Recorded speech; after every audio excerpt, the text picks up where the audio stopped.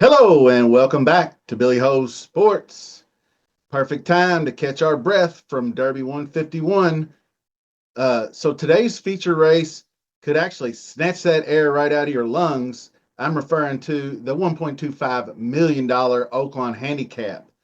So I am looking to give away some more Derby glasses. So we're going to do another uh, first commenter to pick the winner of the Oaklawn Handicap wins a Derby glass. So go ahead and get those posts in there as soon as the video's out. Don't forget, very soon, I will be releasing my first official Kentucky Derby 151 preview video. That video is going to be for the prize of the very special 1998 Kentucky Derby Instant Winner pin. You must be a subscriber to win. And yes, subscribing is completely free, easy to do. Just click the button and you're on your way. Take a second, do it now. Don't forget that like while you're at it. Let's jump right into past performances and look at this Oaklawn Handicap. Okay, we're going a mile and an eighth on the Oaklawn dirt. That dirt has been pretty crazy lately. Lots of really hot fire pace in races, and then they'll have those regular old races where you just can't seem to figure out what's going on. So hopefully we can narrow this down for you and maybe come up with some good picks. We obviously have your top three in prime power up here with Banishing on top, the impressive winner of the Oaklawn Mile most recently. Well, we're going a mile and an eighth. We're going 2 turns. So let's start with Go West Go. We're not going to spend a lot of time on this one because it hasn't been 2 turns. Does have a 46% rail post, but no shot in my book. So we're going right to Disarm, the 5-year-old gun, or the 5-year-old by gun runner. One graded stakes win, and it was the Matt win 2 years ago. This one just kind of looks the part. A 3-year-old, he finished 4th in the Kentucky Derby, 2nd in the Travers. He's kind of like in the wedding party, but nobody's putting a ring on that finger yet. So that's kind of how Disarm is. It's Steve Asmussen. He's got one of the Asmussen Boas, Keith, on there, the big ticket, 5 foot 10-inch, 125-pound jockey. So he did ride him to victory in this 80K OC N2Y, but I don't like his chances to win versus this group.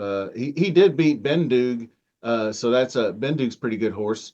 So Disarm, not a bad horse, but I just don't like him to win this race. First Mission is one that I'll have interest in. Trained by Brad Cox, 2025 debut, was in the Oaklawn's Razorback. Went off as the 2-1 favorite. Stopped the pace in third very well, but it was through some fairly slow fractions. You can see this -6, -4, and that's just been not like. We'll look at some faster pace scenarios here shortly from Oaklawn recently, but that one was not one of them. Maybe it was just not running fast that day because it picked up in March as the weather kind of warmed up a little bit. So did the track. So we'll get to that in a minute. But 103 speed rating was right there, closing, got third. But Alexander Helios won that race over Banishing, both in this race. Just didn't have enough late. It was the first off the long layoff, so you got to figure there's improvement coming.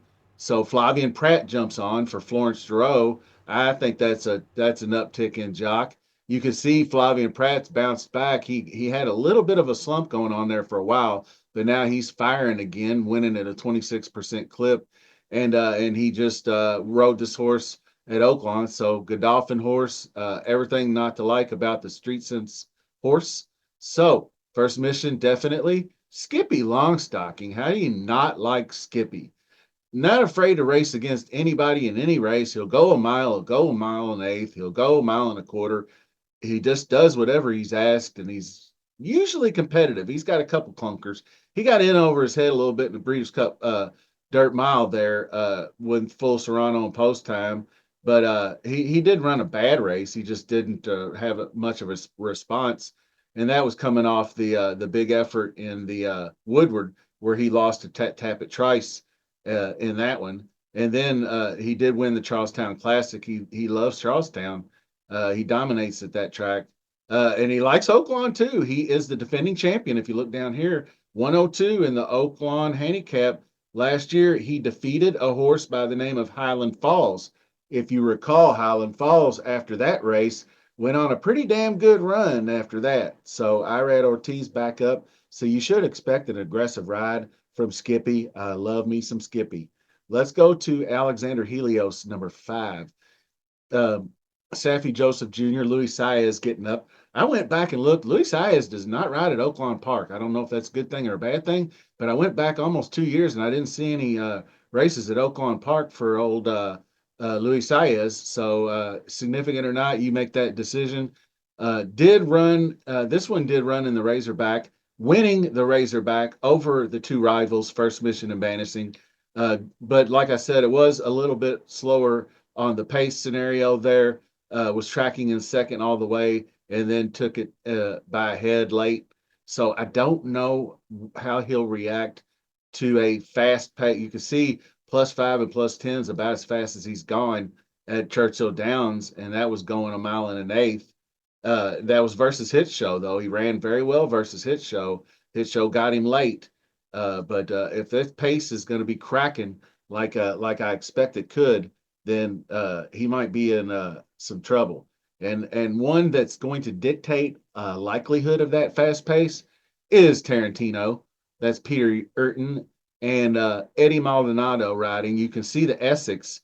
He came out of the gate fast, +23, +15. So it's fast early, slower home, kind of the same way. Sam Pascal, every race he gets into, it doesn't matter where it's at, he seems to want to get out and run or follow whoever's running. This one went a mile and an eighth in the Essex and was run down by Red Route 1, and who we'll get to here in a few minutes. But Red Route 1 runs you down, you know you got a pace meltdown on your hands. So Tarantino, be careful of that one getting out and setting some really swift fractions. And now we get to Banishing, which is another one who likes to get out there and press and chase in second. Could lead the way or not. You can see the Razorback. He did lead the way, but that was a lot slower pace. You would have thought he could have took this one to the house, but that was run down by Helios. I think if maybe he ran a faster pace, he might have gotten in there. But then the Oaklawn Mile, that was a really, really fast pace. +20 coming home. He was flying. Chasing Saudi Crown, which is no joke. So Saudi Crown, a very, very good horse, as we've all seen over the last couple of years, and a perennial front runner, setting fast fractions everywhere he goes, whether he wins or not. So we have Tarantino, we have Banishing. Banishing won 3 straight, 4 or 5 since David Jacobson took over. The Byerly Turk was like his launching pad, and now he's got the second, the Razorback. Then, like I said, dominated Saudi Crown. Pratt is jumping over to First Mission, so he's going to get Ricardo Santana. And no knock on Ricardo, just not as winning. Obviously, 12% winner, but he is a regular rider at Oaklawn, so he'll have that experience. So Banishing gets a slight downtick in my book due to the jockey switch. So we go to the final competitor, Red Route 1. The Try Hard Award winner, he throws in a clunker from time to time when the pace doesn't set up for him. You can see the 7th here in the Clark last fall, -5, -1, a little bit slower pace, 49.5 mile. Then you see the 7th right here in the Razorback, and that was a -6, -4. And then you see the Essex, the blistering 23:15 pace. And he does tend to need to go 9+ furlongs. I've mentioned that in previous videos. So the mile and a 3/16, the mile and an eighth. Mile and an eighth is the minimum distance that I'll look at him. Anything less, like the Razorback, mile and a 16th, no bueno, bad spot for him. Mile and 3/16, good spot. Mile and an eighth, fine.